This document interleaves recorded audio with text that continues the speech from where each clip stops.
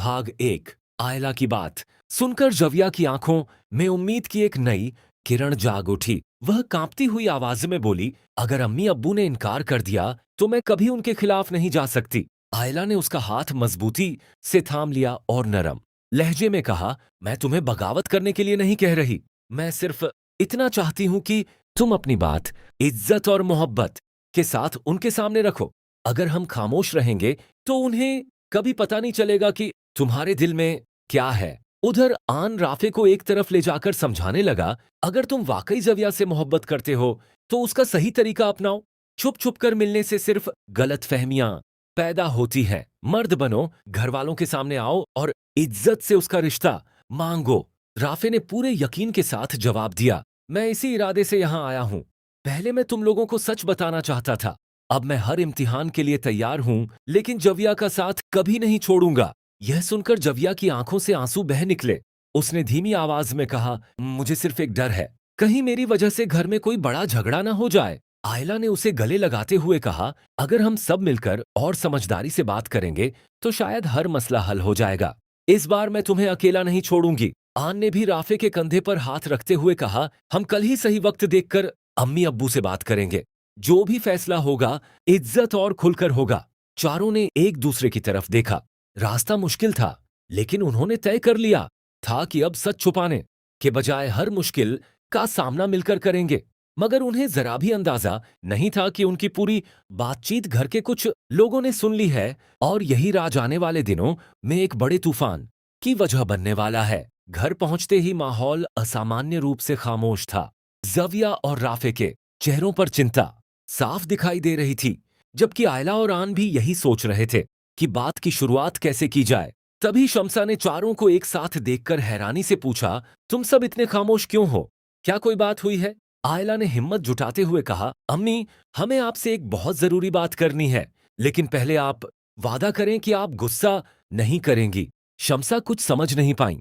तभी जविया की आंखों से आंसू बह निकले। उसने कांपती आवाज में कहा, अम्मी, मैं आपसे एक बात छिपा रही थी। कमरे में मौजूद सभी लोग एकदम खामोश हो गए। राफे आगे बढ़ा और बोला, गलती हमारी है। हम आपसे कुछ छिपाना नहीं चाहते थे, बस सही वक्त का इंतजार कर रहे थे। शम्सा का चेहरा गंभीर हो गया। उन्होंने पूछा, आखिर ऐसी कौन सी बात है जिसने तुम सबको इतना परेशान कर रखा है? आयला ने जविया का हाथ पकड़ते हुए कहा, अम्मी, जविया और राफे एक दूसरे से मोहब्बत करते हैं और अगर शादी हो तो वह आपकी रजामंदी से करना चाहते हैं। यह सुनते ही कमरे में गहरी खामोशी छा गई। भाग दो। जविया ने शर्म और डर से अपना सिर झुका लिया, जबकि राफे ने पूरे आत्मविश्वास के साथ कहा, मैं जविया का हाथ इज्जत के साथ मांगने आया हूं। अगर आप इनकार भी कर दें तब भी मैं आपकी बेअदबी नहीं करूंगा, लेकिन अपनी मोहब्बत का इजहार करना मेरा फर्ज था। कमरे में मौजूद हर शख्स शम्सा के जवाब का इंतजार कर रहा था, क्योंकि उनका एक फैसला सिर्फ राफे और जविया नहीं बल्कि पूरे खानदान की तकदीर बदल सकता था। शम्सा लंबे समय तक खामोश रहीं। उनके चेहरे से यह समझना मुश्किल था कि वह खुश हैं या नाराज। आखिरकार उन्होंने गहरी सांस लेते हुए कहा, मोहब्बत करना गुनाह नहीं होता, लेकिन उसे छिपाना और गलत वक्त पर सामने लाना हमेशा मुश्किलें पैदा करता है। जविया फौरन बोली, अम्मी, हमें माफ कर दीजिए। हमारी नीयत कभी गलत नहीं थी। हमें सिर्फ डर था कि आप लोग मना कर देंगे। राफे ने भी आगे बढ़कर कहा, अगर आप इजाजत दें तो मैं अपने घर वालों के साथ बाकायदा रिश्ता लेकर आऊंगा। मैं किसी तरह की जबरदस्ती नहीं चाहता। शम्सा ने कुछ देर तक राफे को गौर से देखा, फिर बोली, हमें तुम्हारी नीयत पर शक नहीं है, लेकिन फैसला इतना आसान नहीं होता।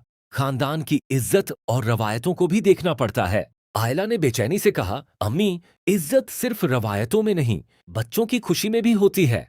अगर ये दोनों खुश रहेंगे तभी घर आबाद रहेगा। आन ने भी हामी भरते हुए कहा, हम सब इसकी जिम्मेदारी लेने को तैयार हैं, बस इन्हें एक मौका दे दीजिए। शम्सा की आंखों में थोड़ी नरमी जरूर आई, लेकिन वह अभी भी पूरी तरह मुतमिन नहीं थीं।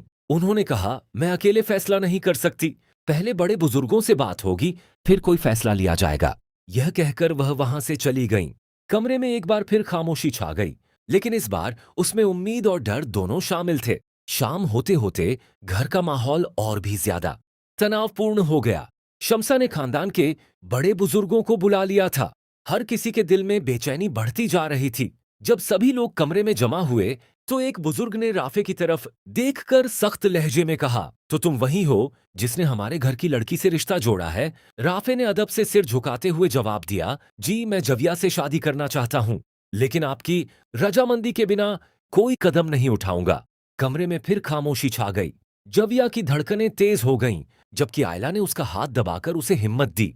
एक दूसरे बुजुर्ग ने गंभीर लहजे में कहा, यह फैसला आसान नहीं है।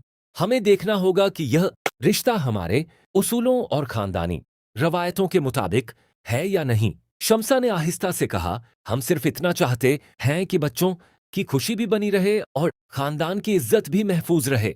लेकिन तभी अचानक दरवाजे के बाहर से एक तेज आवाज गूंजी। ऐसा लगा जैसे कोई शख्स इस फैसले को रोकने के इरादे से वहां पहुंच चुका हो। कमरे में मौजूद हर शख्स की नजरें दरवाजे की तरफ उठ गईं और अगले ही पल एक नया तूफान दस्तक देने वाला था।